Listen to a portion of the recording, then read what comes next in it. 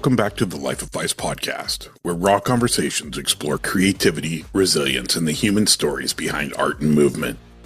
I'm your host, Tyson Martin. At the edge of the world, where the road stops and the Pacific collides with the rugged coast of Canada, you'll find today's guest, Marcus Paladino, one of the most respected cold water surf photographers in the world. Surfing brought Marcus to Tofino, British Columbia, and over time the frigid waters of the Pacific Northwest became both his playground and his canvas. Wrapped in a 5mm wetsuit, he's learned to thrive in conditions that test body and mind.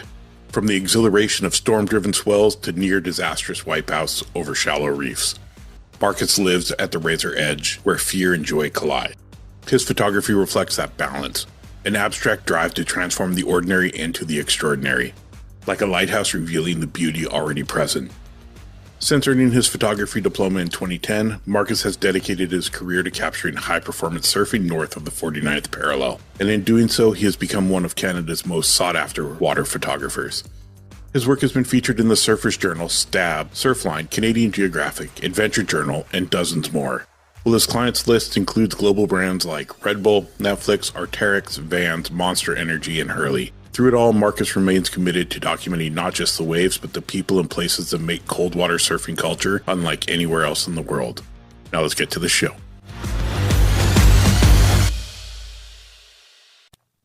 So my name is Marcus Paladino. I'm a professional surf photographer.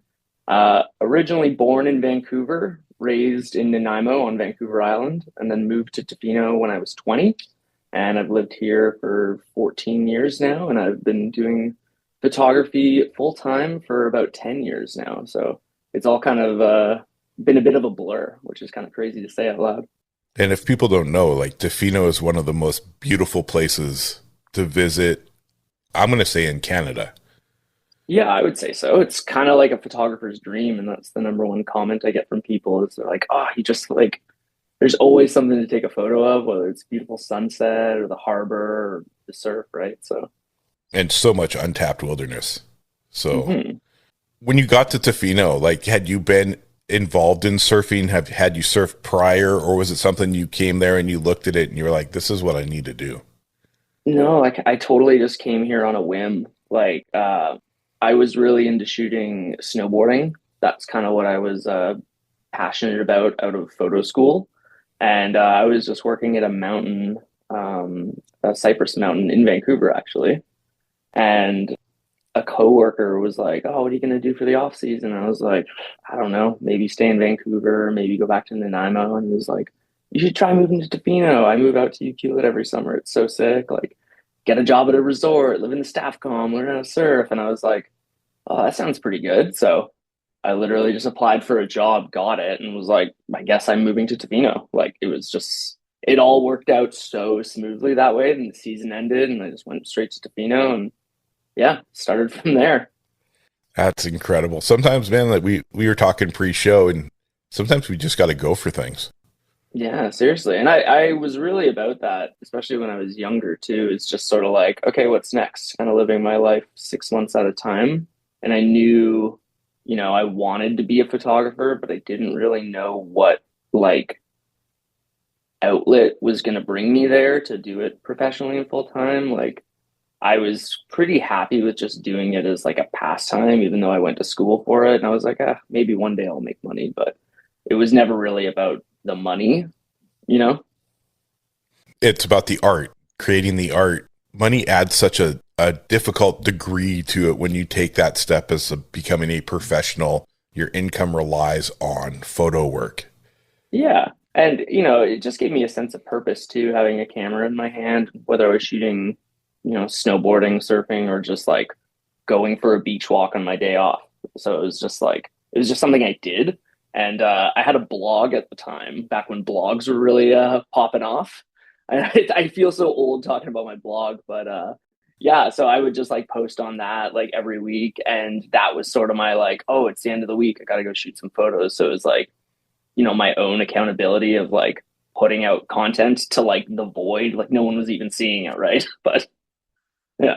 Hey, you held yourself accountable though. And that's so important when it comes to being creative and putting your work out there for others to see, whether no one sees it. Yeah. I used to stress about numbers for people listening to the episode. And Oh then, yeah. you'll see like an episode that doesn't do quite as well as others, but then you think about having that amount of people in a room listening to you, and you're like, wow, that'd be incredible. So Yeah, absolutely. just being grateful for what we had, right? Like just going for it, putting it out there, being happy that we did it. You can't really go wrong. Yeah, I agree. And thankfully, everything sort of led me to where I am today, which we're going to get into. So you are a 100% your income relies on surf photography. Yes. Bearing the odd commercial work that isn't surf related. Yeah, my general everyday work is just surfing, shooting surfing, documenting for that. Being from Canada, people don't expect surf. Yeah, no, I didn't even expect surf when I moved here. You know what I mean? Yeah, it's not something that you think about. I didn't even know surfing in Canada was a thing until I was, 19. So like a year before I moved to Tofino. I had no idea. I always had an interesting perspective on surfing when I was younger. Like I would see guys like Jeff Spicoli and like Fast Times at Ridgemont High, and I watched Blue Crush and like all these like surf movies, and it was so like intriguing to me, but like totally foreign. I was like, oh, I can't do that here. But it just felt like, I don't know, something about it always sparked my interest. I was the same way. Any movie that was involved surfing, any surf documentary, any surf video, you know, follow Kelly Slater, follow all these surfers, and you're like, man. And again, I never knew you could do it in Tofino either until I was probably right around that 19, 20 year range as well. And I was like, okay, I can do that here. And then watching the people on the Oregon coast, I never saw anybody surf big waves. They only went, the only time I was out was there was little, 4-footers.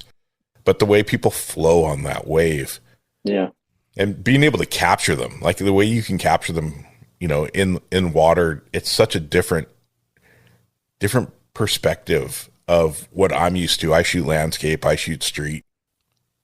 Yeah, you're used to things that aren't moving or moving slowly. Yeah, what was it like when you first got in the water with the surfers? Oh man, the first time I got in the water, I was so petrified of getting hit because you have to put yourself in harm's way to like get a good shot. By the time I like could afford to get a water housing and get in the water, I had already been surfing for like a couple of years at that point. So I was really comfortable like being in the ocean and like knowing how the lineup works and knowing like how surfers are, what they're going to do on the wave and when they're going to hit it. Right. So thankfully I had that sort of in my back pocket. So then it was just like the logistical aspect of like actually handling the camera and, using my flippers. Right. Cause it's like, I was never a strong swimmer growing up. So it's ironic that I do that as like a job now. I've often told some people, it's like I make up for my lack of good form swimming with just like brute force and hard work. I used to get a lot of rashes on behind my knees, and they would like bleed sometimes because of my poor technique while kicking. But that's just how I would get in the spot. And yeah, the first time I started shooting surfing, like in the water anyway, I was like totally hooked. I was like, oh, this is just like, I was landlocked for years, right? So shooting from the water was just like the perspective that I always wanted to showcase as a surfer. And then being able to do it, I was like, okay, no more shooting from land. I got a long way to go here. Yeah, I was just talking with Brian Bielman, and he was talking about how, that transition happened for him being, he said he was 50 years shooting photos. Yeah. That's incredible. He's an OG for sure. Yeah, and how he transitioned now to shooting from the boat. And he gives the waterman so much credit. He's like, I just don't have that anymore. I don't want to do that anymore. Yeah, dude, he's like 60 years old, isn't he? 60, yeah, like late 60s. Yeah, it's a lot on your body swimming with your camera because there's so much going on as far like physically and mentally that it's like, I remember I wore a Fitbit out on a swim one time, and I was tracking calories and just like seeing where I was at. And I think it was like an hour of swimming was like fucking 1,000 calories. It was crazy that I burned. It was nuts. Sorry, I swore. That's all good, man. Okay, my bad. There's no no restrictions on this except for politics and religion. I don't talk either. So, oh, that's a good call. stick to photography. Being in Tofino, which is a small part of Vancouver Island, if people don't know, how did you make this your profession? It's a small piece of real estate to make this your everything. And I can only imagine the stresses and strains that put on you. Well, yeah, it's a really, really small market. Like, just not only just the town geographically, because there's like, 2,000 people who live here year round. It's like, there's not that many surf photographers and pro surfers in the Tofino area. That being said, it's like, there's such a weird wiggle room of like, oh, there's not many of us. Everyone can get a piece of the pie. But then also it's like, can be intense competition towards one another if everyone's sort of shooting the same guys in the same days and the same waves. And your question was, how did I do it in such a small community? Just let me think about that. How did I do it? I don't know. Just I worked very hard. And I think that made up for whatever lack of skills I had or experience I had. I was always eager. I was always keen. I was, shooting on the beach all day kind of thing. And yeah, I think people started to notice that I was working really hard and that, I was a nice guy. Because I think nowadays, looking back, I think, in photography or anything, it's a lot of networking. And I'm pretty shy, so I didn't really want to put myself out there in that way. Like, I remember being on the beach shooting photos of like pro surfer or something, and they would come in and I would just walk the other way. Like, as if I wasn't taking photos of them, because I didn't want to talk to them and I didn't want to, I didn't want them to look at the back of my camera. It was like, yeah, so that definitely took a long time to get over, but I think, just my sheer determination, and I'm pretty stubborn too. So I was just kept working at it. And yeah, I think everything sort of fell into place for me. When I started shooting with Pete DeVries, that's when everything sort of took off. Very talented surfer. Mm-hmm. Extremely. The best, one might say. And, even starting to shoot with him was kind of sheer luck. I had met him in passing a few times, and then, we had exchanged numbers on the beach one time. So I was like, okay, I got Pete's number because he knows I shoot. And then I was neighbors with him for years once we got to know each other. So it was like he would drive down the road to go check the beach, pick me up, and then we would just go shoot together. And that was sort of how our relationship started, is like, the sheer convenience of like, hey, I'm checking the beach, you want to jump in? And then we started working together a bunch. That's how the best organic relationships happen.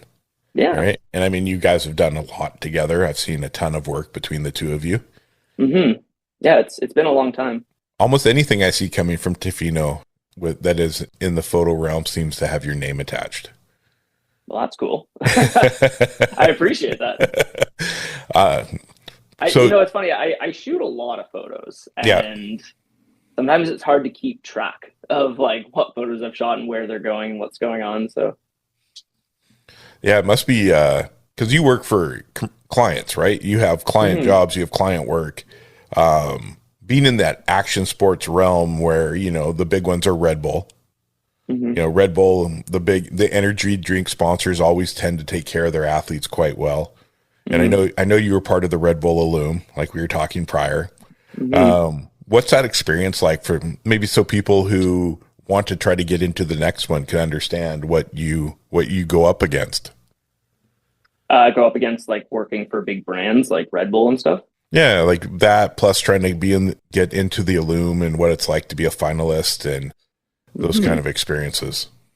Well, it never hurts to just put yourself out there. And I think it's funny because early in my career, and even still to this day, I'm the master of cold call emails and just being like, hi, I'm Marcus. Have you seen my work? Look at this. You know what I mean? Like 10 years into my career, I'm still like, I'll get an idea and then I'll pitch into a brand and be like, look at my stuff. What do you think about this? Here's an idea.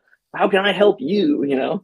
And yeah, I don't know. It's just putting yourself out there. And it's like, I'm way more inclined to do that via email because it's this like funny safety net as opposed to like literally picking up the phone and talking to someone and trying to pitch it. Or like, seeing someone in person and being like, you know what I mean? So I think in the modern era of like just being able to send an email, it's just like such a safety net.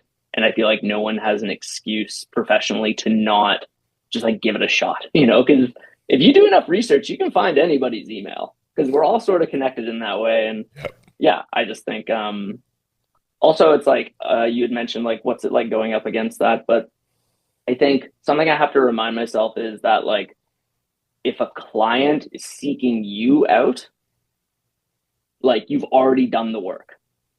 Because a lot of times like, a brand will approach me and I'll get really nervous about doing this shoot. And I'm like, wait, no, they're the ones that wanted me. Like I've done a good enough job over the past 10 years for them to see my work and be like, okay, we trust this guy.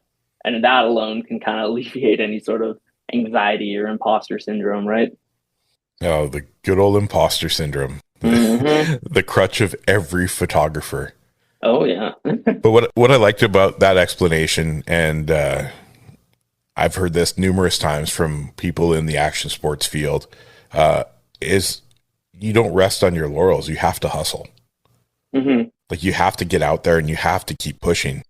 When you rest on your laurels, things get stagnant and you don't get the jobs that you could have had if you continued to work behind the scenes. Yeah, it's amazing how much work it is as far as like trying to stay on top of things as a photographer, and let alone a action sports photographer, not necessarily surfing, but like, just knowing where the athletes are, knowing what they want to do, trying to juggle these projects and just like being in the right place at the right time. It's a lot. You have to be on top of things. Yeah. And that's a good lesson for everybody listening is if you want this bad enough, you have to hustle. Mm-hmm. And I do the same thing with the podcast. I have to hustle if I want to continue to have guests. I sent out way more emails than I thought I would, and I got way more yeses than I was expecting. So I have a very busy 3 months. Yeah, you do. I have a very busy day today. Yeah. Well, I'm glad we could start the day off right. So. Heck yeah. This is great. So Tofino, surfing, do you wow, coffee, kick in. You were mentioning commercial work. So do you step out of the surfing action sports realm and shoot commercial car brands, things like that? Or do you try to stay in that kind of a niche as far as what you do? I try and stay within the realm of surfing or Tofino because that is my strong suit. But that being said, I did a campaign for Evo car share when they came to Tofino because they're doing that here now. So it's like things like that where like, oh, they want surfboards on the roof and they want, like a couple people to look like they're going surfing, but not actually shooting the surf. Yeah. So just like, I find that brands and clients want like the expertise of someone who like understands that as well as, the photography aspect. So that's helpful. Yeah, but I'm rarely in like a studio format of commercial work. I think I would have to move to the city for that or have like a much bigger space than my apartment. Yeah. I mean, if you think about it, being in Tofino in the outdoors, you have everything to stay in that realm at your fingertips. Mm-hmm. There's Absolutely. So many places that have untouched surf that you can get to if you put the effort in.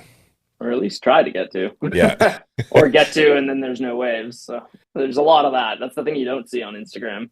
All the failed missions. 100%. Have you ever thought about documenting those? Like just doing a document, like as you're doing these exploration runs and going to these places? Yeah, it's ironic because like a part of me was like, it'd be a really cool vlog to do that from like the photographer perspective of like shooting these places. But it's also a fine line because in surfing, it's like at any given point, you don't want people to know where you are and what you're doing because that will bring crowds depending on like where you're going to shoot. So it's like, we'll go to these amazing places, but then it's like, I'm not posting anything on my Instagram story of like, oh, we're hiking through this trail. Cause it's like, people are really good at spotting markers. And then people know, oh, okay, they're going to this wave. And then like that, all of a sudden it's the afternoon and like 50 people have showed up. So it's a fine line for sure. It's keeping, just like skateboarding, keeping that secret spot secret. Exactly. So you kind of have to keep things like on the down low, or even just like posting on Instagram, like my photos or whatever. It's like if there's a swell and I got some great shots, like I don't want to post it the next day or whatever, because I don't want people to know the forecast. So it's like that's the thing with my Instagram. It's rarely like live things that are happening, like oh pumping waves yesterday. It's more just like a collection of work. Some was shot last year, some was shot last month, and like yeah, I kind of curate it that way. So no one really knows where I'm at. Well, that's good because the world's a pretty crazy place right now. So it's always good to be a little bit delayed. Yeah, I like to be as elusive as possible. Which I don't know if that works well for trying to brand myself or social media, but Well, you got back to me pretty quick. oh, that's good. That's because you sent me an email. Oh, You were there's the step secret, above everybody. anyone who sends. There's people who send DMs and people who send emails. So because you sent me an email, I was like, all right, I like this guy. Let's go. When I was trying to figure this out, it started out as strictly DMs because it was like fast and easy. Yeah, And sure. then I was like, if I want to attract guests that I really want on the show, I need to put the time in. I need to try to find an email address. I need to curate an email, and I need to send it. You know, coming from my podcast email, like to the guest with a link, and you start trying to piece all these pieces together. It's just a sense of professionality, and it's like that's something that I try and keep in mind too, especially if I'm like trying to get in touch with somebody from a brand and I'm trying to figure out who the marketing manager is or who the editor is of this thing. It's like I try really hard to not just slide in a DM, because that'll just either go into the abyss or it's like maybe they won't take me seriously. Like it doesn't matter what your Instagram following is. They're not going to like check and be like, oh, okay, this guy's got some followers. Then we'll reply. So I try and stick to, but I'm also like pretty, like I have kind of an old school mentality. Like I still send so many photos to magazines because I'm like printing, Ted, watch this. And it's like, I know some photographers in the same realm. They're like, why do you even bother sending photos to magazine? There's no money in that. And I'm like, I don't know. It's just the adrenaline rush of opening a fresh magazine and seeing my photo in there, you know? I love it. I love the tactile. I am so grateful that some magazines are independent and they're still going. Yeah. That's great. Just going back to Brian Bielman again, he's the photo editor for a local magazine in Hawaii. So like tactile, like it's there, you can flip it open, and it's just like skateboarding. There was nothing like getting that new issue and starting to just and just being blown away by what you see. I've always had this fascination with magazines. Like when even when I was a little guy, I would go straight to the magazine rack on the ferry and I would start flipping through magazines, So it's funny that now I'm 35 and I'm still like, jonesing to flip through a magazine. I don't know what it is. I make it a purpose to stop at the whatever magazines are left in every grocery store. Like, hold on, guys. I need 5 minutes. I got to see what's here. Yeah, you got to do a flip through. Yeah, and just trying to gauge what's left. Yeah, because there was a time. I mean, I'm 15 years older than you, so I mean, when I was 16 to my mid 20s, there was a time where I was into building high performance cars and car audio and skateboarding, and I could go into a magazine shop and come out with 20 different magazines. And now you go in and you're lucky if you find one. Yeah, I know, right? That's kind of my go-to these days. When I see a magazine rack, the first thing I do is see if they have the Surfer's Journal. That's like one of the few surf mags that are really prominent. Yeah. Yeah. When you moved to Tofino on that whim, did you ever expect you'd get to where you are today?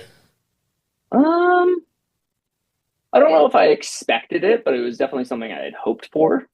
I think in my head, I had a lot of backup plans, especially because like once I settled my roots in Tofino and the community here and got really into surfing, there was no doubt that I wanted to live here forever. I was like, yep, this is it. This is where I'm supposed to be. And I had a lot of backup plans in my head. I was like, maybe I'll go back into carpentry and just be a carpenter and work in, that industry. Or maybe, a lot of people make a living off just being a bartender here because you make such good money. So I was like, maybe I'll just work in hospitality and then just, get to live my life as opposed to, trying to get some soul sucking career. So I had these little things in my head and I was like, well, I'll just keep plugging away at photography and, my day job and just sort of see what happens there. Right. So that's the thing about it. I have a friend who moved to Tofino to be a chef. Oh, okay. And now big culinary scene here. He's in, he owns a couple restaurants now in Calgary. Oh. He was on Guy Fieri's grocery games show. He won it. Oh, no way. Cool. And that's what allowed him to start his restaurant. Wow. Awesome. Yeah. And the funny circle for that is I actually used to own a online bike shop called Dark Side Bikes. Okay. And I sponsored him. He was a dirt jumper. Wow. And it was crazy. So it's full circle, like watching him grow from this kid who was substantially younger than I was into this amazing chef in person. Right. So it's really cool. I've always tried to give back to the communities that I love, whether it's skateboarding, mountain biking, BMX, things like that. Surfing is something I would love to have the time to just focus on doing. I've only been able to do it a few times, but even crashing is an incredible experience for those who haven't done it. Yeah, absolutely. And it's like, surfing in Tofino is like, it's a byproduct of how amazing this community is, because it's like, there's plenty of people that live here who like literally have never surfed. Yeah. But they just love the town. They love the people. They love the energy and, they love the outdoors, obviously. But yeah. And I'm just lucky that I love surfing still to this day as much as I did when I first started doing it. And yeah. Yeah. You got a beautiful area right outside your door. Mm-hmm. Another avenue we always talk about here is the connection between your creativity and mental health. Okay. When I picked up a camera, I was in the deepest, darkest funk I'd ever been in. And the camera to me is what I credit as my therapy. It's what I credit for bringing me back out. So FICE actually stands for Photography Heals Your Soul. Beautiful. And I know like so many people, especially in this field, have struggle with mental health. They struggle with, anxiety, depression, because it's not all rainbows and lollipops. Like people think, oh, well, you're here, you're doing this, you've worked with this, you've done this, you've got cell prints, you've been published, you have all these things.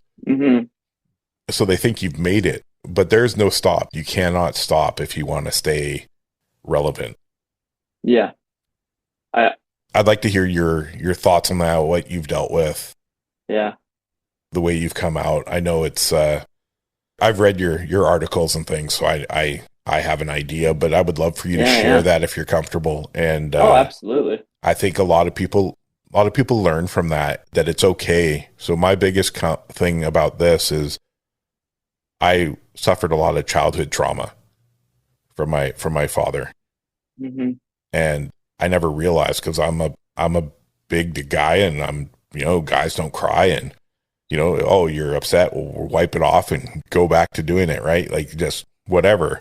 But as I got into my mid 40s, that stuff really started to build up. And I found myself having these outbursts of just anger. And I'm like, whoa, this isn't who I am. Like, what's going on? And then I just, push it down. And then I talked to a guest on the show named James Rice. And we have very similar stories about his what happened to his mom, and then when it eventually happened to my dad. And I was like, oh man, I need help. I need someone to talk to. And that's when I got a therapist 2 years ago. Oh wow, just 2 years ago. Yeah. Wow. So you're fresh on the journey. Best thing I ever did. Oh yeah, it's incredible. I love therapy. Big advocate for it. Well, that's amazing. And honestly, when I read your story, when I started digging into you more, I was like, oh, he understands. He probably has a good outlook on it and can share with people, because I realized it's okay not to be okay. Yeah. That was a big one for me. Oh, for sure. That's a big one for society. It's like, it's so hard to talk, and it's so hard to have, be vulnerable and have these open conversations. And, one of the first things you said to me was, if you're okay to share like your story and your mental health. And I'm like, yeah, like it should be a natural topic that people talk about, you know? Yeah. And to go back on what you were asking before, it's like, man, I was just telling my girlfriend the other day, it's like, you know, to be able to get to like the success that I'm at, or for lack of a better term, success, it's like I had to destroy my mental health to be able to do it, which is crazy in hindsight. But I was like, what, 25, 26, 27? It's like, and that was the point in my life where I was like, okay, I need to give everything to this, you know? And it's funny how like once you like hit your 30s or whatever, or in your case, your 40s, everything sort of comes back up, you know, especially like shit from your childhood or whatever. And it's, you know, the body keeps the score. And it's like, you might not have thought about it in 20 years. And then all of a sudden you're, you know, like having anxiety attacks and you don't know why. And that's when you need to like start, you can either push it down or start to investigate it. And I think one of the best things I ever did was started to get curious about like my anxiety. And, you know, you learn a lot about yourself, which is really powerful, because I feel like when you're an adult, you think you know everything about yourself. So that's where therapy comes into play. And then it's like this wall. It's like playing tennis against the wall with a therapist. It's an interesting experience, especially when you're trying to be guarded. You're like, well, I don't know you. Why do you want me to share all this? You know, all those questions that come up in your head. Yeah. It's funny because I often try to, I feel like I have to get things sort of like directed and where they want to go. So it's like, I don't know if I'm inclined to be like, oh yeah, let's talk about mental health, but because you did, it opens this floodgate. And the same thing with my therapist. I always often say that she is the captain of the ship and I'm the boat. So you just tell me where we're going. Like, you know, she's like, no, you're the captain. I'm like, I don't want to be the captain. Guide me, dang it. I'll just bring us back to the port. That's actually such a good analogy for that. Yeah, my therapist, I had to make amends with a few things that I did younger in my life. But, and I told him, I'm like, the best way to deal with me is to be extremely blunt. Okay. Don't give me any wishy-washy. Don't give me an out, because if I see an out, I'm going to find the out and I'm going to go for it. Yeah. So like, you know, it was writing a letter to my mom, apologizing for things I did as a kid, like as a in my teenage years. It's funny. I wrote that as well. Yeah. Yeah. It's crazy, right? Because I mean, I read your article about your mom, and again, I'm sorry for that. I feel your pain in that, because that's something that's. Well, like we were talking about before we started recording, we're a part of the same club. We are. The club that nobody wants to be a part of. Yeah. And then growing up, my dad hated that I skateboarded. My mom, hated it. It wasn't team sport. It wasn't football. Oh, wow. It wasn't baseball. Skateboarding, like, he was a Vietnam vet, definitely not in the realm of anything. Only hippies do that. Right? Yeah. And then my mom just loved the fact that I was having a blast. But my aunt in Vancouver, I would come up and spend summers here in Vancouver with her. And she was in a wheelchair. She was born with spina bifida, and she was my biggest supporter. Whatever goal I had for it, you know, she would be there. She would take me to contests. She would do all this stuff for me. And when she passed in 1989, 15 days before I moved to Canada.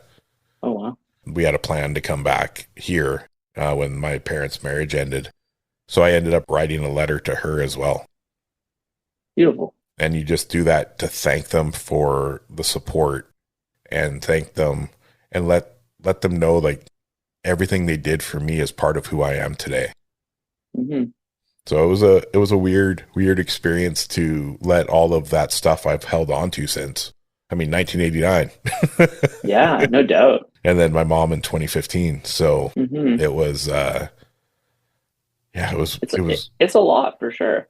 Yeah. And it's interesting how, like, you know, when you lose people, it doesn't matter if it's been 15 years or 15 months. It's like, it still hurts the same, but you sort of like get more tools and you sort of get used to it. So it's like, yeah, I lost my mom like just under 2 years ago. And it's like, you know, I don't know, man. It feels like it could have been 20 years ago, but it also feels like it could have been 2 days ago. It's crazy. Yeah.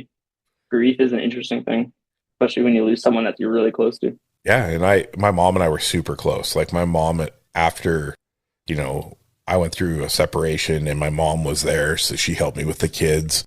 Mm-hmm. And my mom and I became like super close. So we'd talk every day. Yeah. She was your person. Yeah. And even for the first couple of years after it happened, like I was working in the cycling industry. I was helping to open stores. Mm-hmm. And I was like, something really good happened. And first person I always called was my mom. So I'd same. I'd be super amped. After work, I'd be like, did it dial the phone number? And then some weird lady would answer. And I was like, oh, I'm so sorry. Oh, wow. And then it got to the point where she would just listen to me. No way. Because I said, I'm sorry, this was my mom's number. She passed away a couple years ago. And I just had a really great thing happen and I was going to share it, but I always forget that she's not here. Yeah. So I did that for a couple of years. And she got to the point, she'd be like, she would just listen. Wow. And what a gem on the other end of the phone. Right. And that's all beautiful. I needed. I just needed someone to listen to my excitement.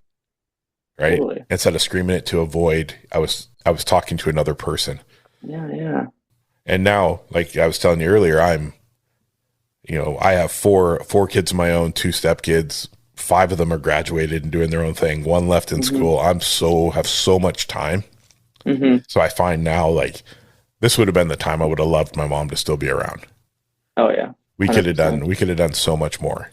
Right. Yeah. I still miss her every day. Even my dad passed in 99. Like that's a long ass time ago.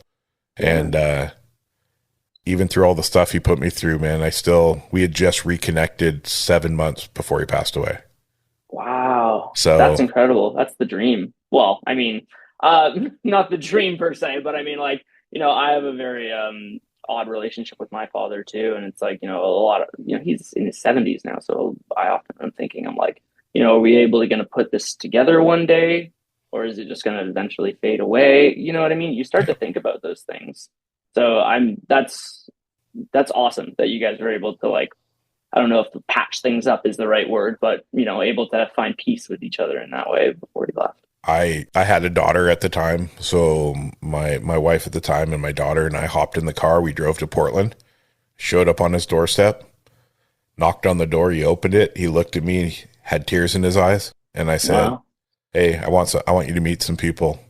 And that's when I introduced him to my family. Wow. And during that, we stayed down for a week. We drove down to our beach house in Oregon. And I said to him, I'm like, hey, it's pretty apparent that the father-son dynamic doesn't work for us. How about we just be friends? And then we started planning. We were actually coming to Ukilit the month after he passed away.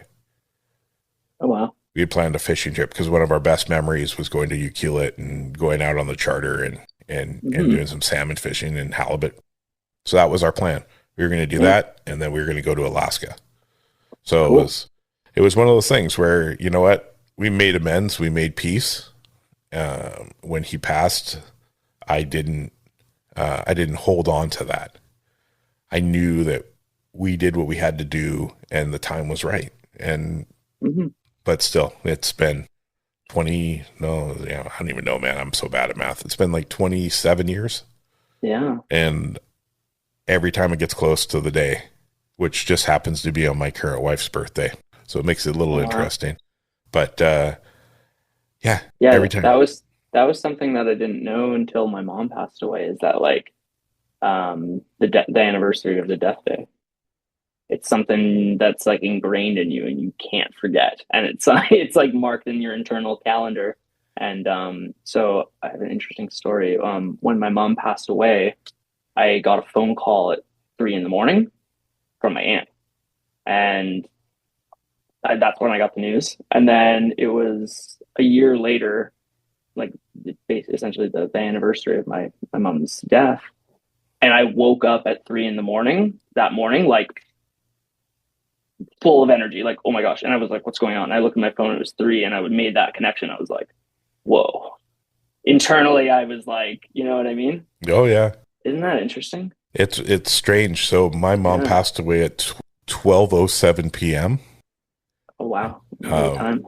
oh, it was St. Patrick's Day, Oh 12:07, yeah. and I had been with her the day before, and they were moving her up to palliative care. Yeah. So I spent the whole day with her, and I had left, and she called me like I probably just got the car out of the underground at the hospital. Hmm. And she called me and she was in tears and she's like, "You didn't come spend time with me today." And I was like, "Whoa, mom, like, what do you mean? I was there for 8 hours. I was there all day. We read, we watched TV. Like, I spent the whole day with you." And Hmm. she's like, "Oh, you did?" I'm like, "Yeah." And that's where I was like, "Oh," my mom was always very, very sharp. And I Yeah. was like, "That's not her. So something's going on." So I called the nurse and I said, "Hey, just so you know, my mom's like, she's not herself." Yeah. And I'm like, "I'm not sure what that means." So I get home, and then it's probably somewhere between 2 and 4 a.m. I can't remember the exact time. My phone rings, and I answer it. It's the hospital, and they're like, "Hey, we moved your mom to palliative care this evening." As she went into the elevator, she was talking to her partner, and then she just went silent. And I'm like, "What? What do you mean?" And they're like, you should probably get here. I don't think she's going to make it through the night." Wow. And I'm like, I don't have anybody to watch my kids. Like, I'm just going to have to come in the morning. Like, I'm sorry. This may sound harsh and it may be bad, but I've spent the last 360 days with my mom every single day.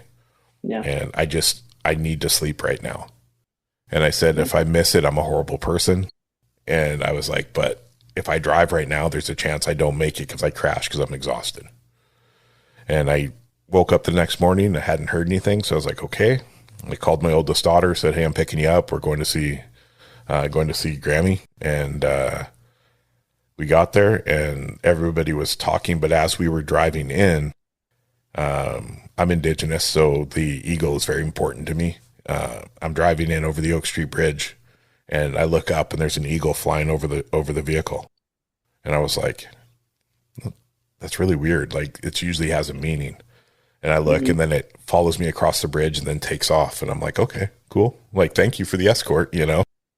And then we get to the hospital and I can't talk. I can't say anything to my mom. I'm looking at her and I'm just like, the part of me that's her son was like, "Mom, like, fight. I can't lose you." Like, you know, but the Hmm. realist of me was like, "Mom, you've done everything for me. You've given me everything I have. You fought all of the stuff that would have killed a normal person, you know, cancer, Hmm. lung transplant, failed lung transplant, oxygen full time. Like, it was insane. It's time. If it's time for you to go, I understand and I will be okay." And then I looked at the window and the eagle's flying at the window and shoots up the side of the building. Oh my gosh. And as it shot up, my mom made a breath and everybody, my daughter and her partner in the room, got excited like she was coming out of it. And I knew at that moment that she was gone. Wow. And it was the most powerful way or powerful send off, and knowing that her pain was no longer there. And it still kills me to this day, you Whew. know. You, Jeez. That's wow, what a story, man. thank thank you for letting me share that. I haven't No, shared that actually in years, and that felt good. that's beautiful. And it's relatable on so many levels. And it's like, I don't mean this to be like a trauma dump experience, but it is a shared experience nonetheless for those, listening who haven't, lost a parent. My girlfriend's father said something to me because we were talking about my mom, and he was like, it's interesting. You never truly feel like an adult until one of your parents dies. And it's like everything's different after that. Yep. I'm like, yeah, 100%. It doesn't matter how old you are. Yeah. Wow. Yeah. So thank you for letting me share that story with you. I just felt like No, we have a connection in that way. And yeah, absolutely. it's important for people to hear, like, we all go through it and we all can come out and be better on the other end. We can be stronger, but you never forget those that mean the most to you. Mhm. Yeah, and it's so interesting. Everyone has a different experience with death and grief and whomever. And it was interesting to hear you say that, you were kind of saying internally to your mom, go on, fight, you can get through this, you got this. And, my experience with my mom was like, towards the end, I was like, all of us were just like, just let go. Yeah. It's okay, and it's crazy when your perspective shifts that way. And she's like, just let go. You're in a lot of pain. It's okay, And that was something that my mom, she wasn't afraid of death. She was just afraid of us being upset. Yeah. I feel like my mom held on for years to make sure I was okay. Yeah. Because I raised I raised my 4 kids by myself for 10 years. Yeah. So it was you never stop being a mom, Yeah, it was even if they're not around, they're around. They're keeping an eye out on you. Yep. Oh, 100%. I know, because I'll do something stupid and then all of a sudden I get this sign. I'm like, I know. Yeah. Absolutely. Oh man. I appreciate being able to share that. It's an experience. We both understand what it's like to lose a parent. And we both understand what it's like to, give up a good part of your life to like take care of that person. You were sharing with me before we recorded, you were basically taking care of your mom for the last year. And, same with my mom, I was sort of tag teaming with my sister and my aunt. But yeah, it was like, I'd spend a week at my mom's house, just, being a caregiver, and then, come home back to Tofino for a week and just sort of like get my work lined up, do a shoot, whatever, and then just go right back to Tofino or right back to Nanaimo to see my mom. And it was like, week on, week off for, better part of a year, 8 months. Yeah. And it's like you put a lot of things on pause to do that. And it's like, for me, I left a lot of things on the table professionally. Like I said no to a bunch of trips, like, and shoots, but like it didn't matter. Especially in hindsight, like the only thing that mattered was that quality time. And, just to backtrack on what you were saying, you were like, okay, if I don't see her right before she dies, I'm a horrible person. But it's like, dude, you have so much quality time you spend with them, like obviously throughout your life, but then it's like really that last year of caregiving. Yeah. And it's like, I learned so much about my mom, and we shared so many interesting, intimate details. And I asked so many unique, beautiful questions, and she gave me so many beautiful, unique answers just in that 8-month time span before she died, that it was like, my girlfriend asked me, she was like, when we went to see her after she passed, she was like, do you want to say anything? Like, do you want a moment alone? I was like, no, everything's been said. Everything's been done. Yeah. Like, I didn't leave anything on the table, which I'm really grateful for, but a lot of people can't say the same, unfortunately. 100%. Yeah. I asked for the room to be cleared to give me a few minutes, and I just basically took her hand and I just said, thank you. Beautiful. Thank you for everything.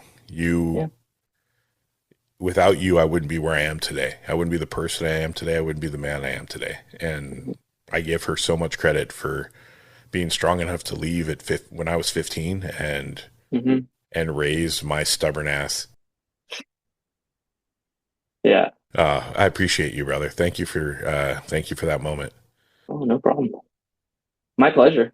Back to regular scheduling while everybody wipes their eyes. Looping that into back into photography.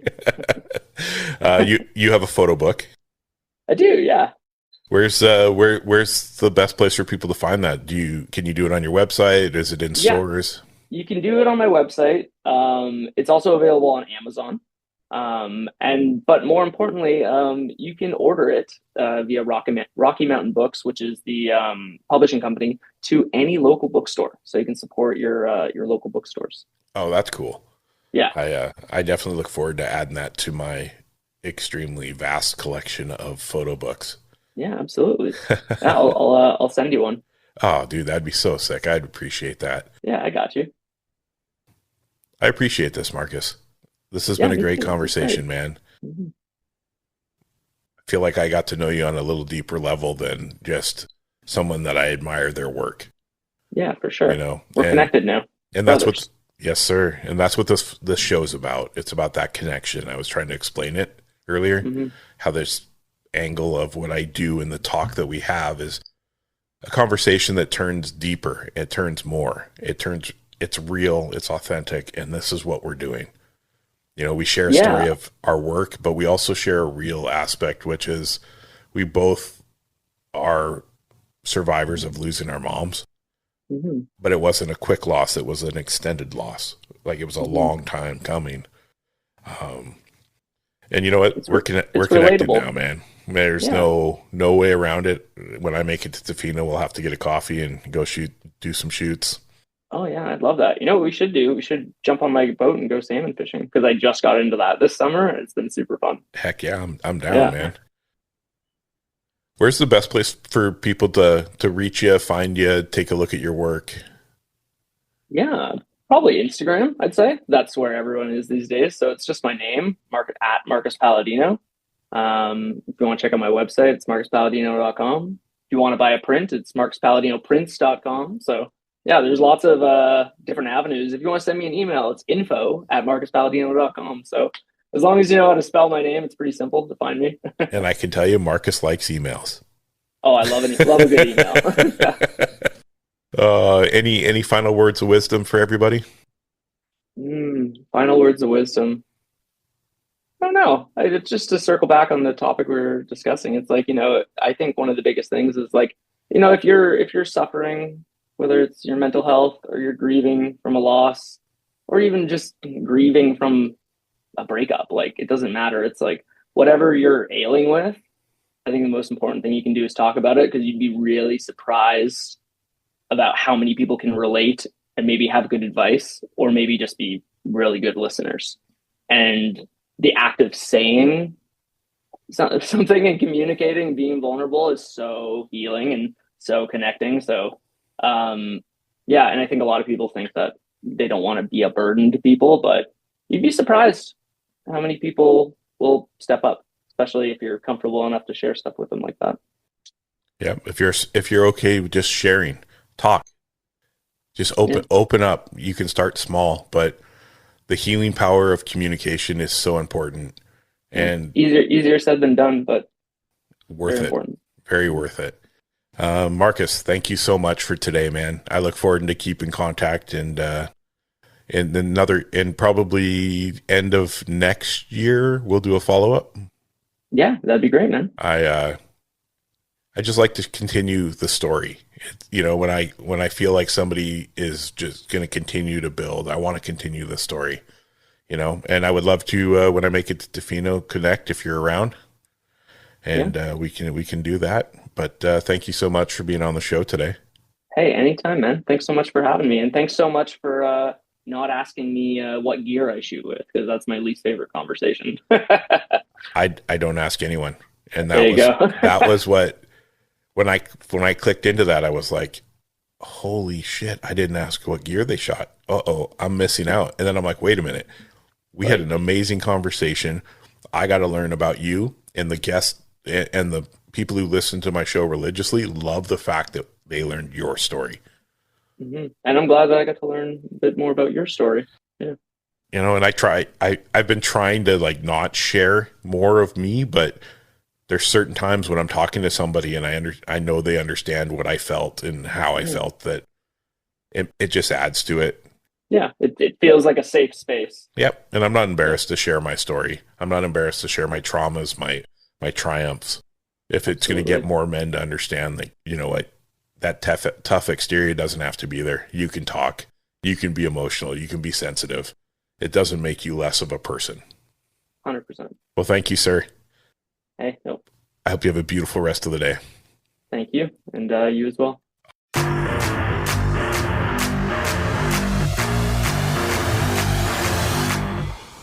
Thank you for tuning in to the Life of Phys Podcast. I hope today's conversation brought you insight, inspiration, or just a fresh perspective on the creative journey. If you enjoyed the episode, be sure to follow, rate, and leave a review wherever you listen to podcasts. It really helps us grow and reach more listeners like you. For updates, behind-the-scene content, and more, please follow us on all social medias at LIFE_OF_PHYS. And don't forget to check out the show notes for links and resources from today's episode. Until next time, stay curious, stay creative, and keep living the life of creativity.